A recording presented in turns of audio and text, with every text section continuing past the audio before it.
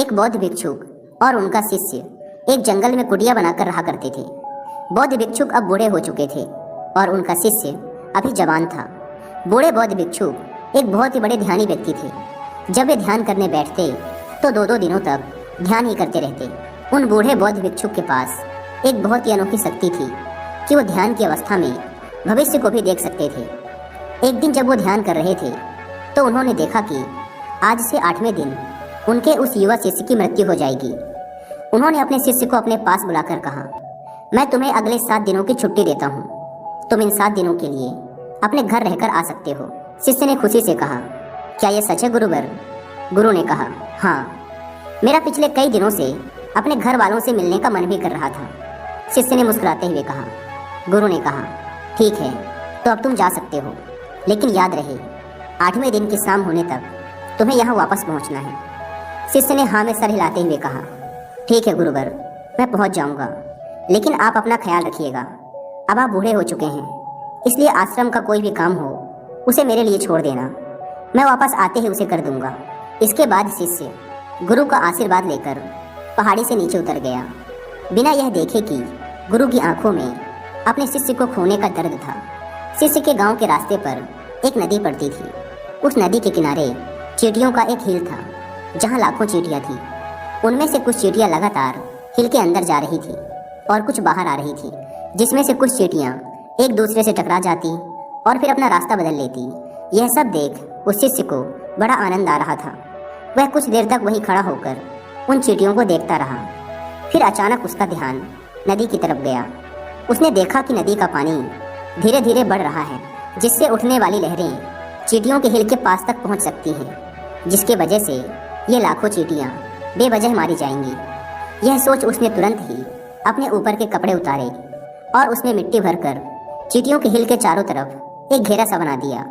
साथ ही उसने बड़े ही कलात्मक तरीके से मिट्टी को काट कर एक छोटी सी नाली बना दी, ताकि लहरों से आने वाला पानी नाली के माध्यम से वापस नदी में चला जाए। इसके बाद वह नदी पार कर अपने घर चला गया। घर पहुंचने के बाद उसके 8 दिन कब बीत गए उसे पता ही नहीं चला। 8वें दिन उसे याद आया कि आज शाम तक तो गुरु ने आश्रम में वापस लौटने का आदेश दिया था। उसने उस रात ही अगली सुबह आश्रम के लिए निकलने हेतु सारी तैयारी कर ली थी। सुबह होते ही वह आश्रम के लिए निकल पड़ा। उसे उम्मीद थी कि वो शाम होने से पहले आश्रम वापस पहुंच जाएगा। शाम हो चुकी थी।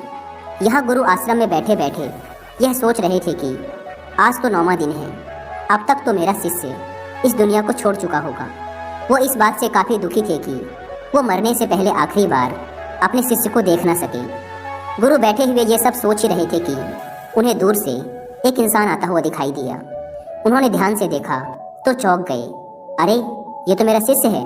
गुरु ने दौड़कर शिष्य को गले से लगा लिया, लेकिन वो इस बात से अचंभित भी थे कि 8 दिन बीत जाने के बाद भी अब तक वो शिष्य जिंदा कैसे हैं। गुरु ने शिष्य से कहा कि यहाँ से जाने के बाद तुमने जो कुछ भी किया है मुझे बताओ।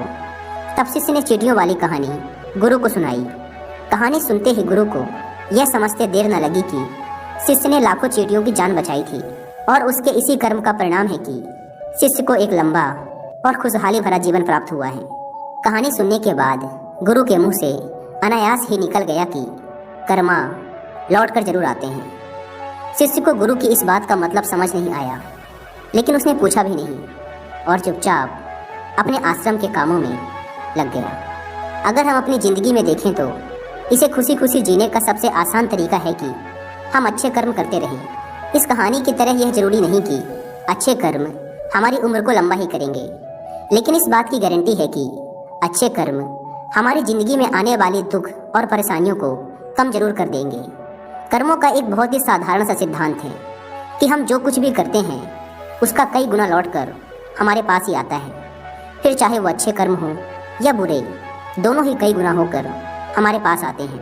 अच्छे कर्म करने के लिए ये जरूरी नहीं कि हमारे पास पैसा ही होना चाहिए, और ना ही सिर्फ किसी की जान बचाना ही अच्छा कर्म कहलाता है। किसी असहाय की छोटी सी मदद करना भी अच्छा कर्म है। किसी डीमोटिवेटेड इंसान को मोटिवेट करना भी अच्छा कर्म है।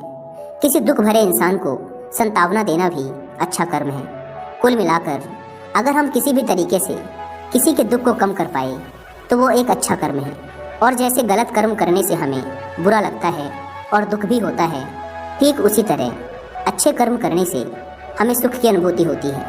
इसलिए अगर हम अपनी ज़िंदगी में खुश रहना चाहते हैं तो हमें आज से ही दूसरों के दुख दर्दों को कम करने की कोशिश शुरू कर देनी चाहिए, और हम देखेंगे कि हमारी लाइफ अपने आप ही खुशियों से भर जाएगी।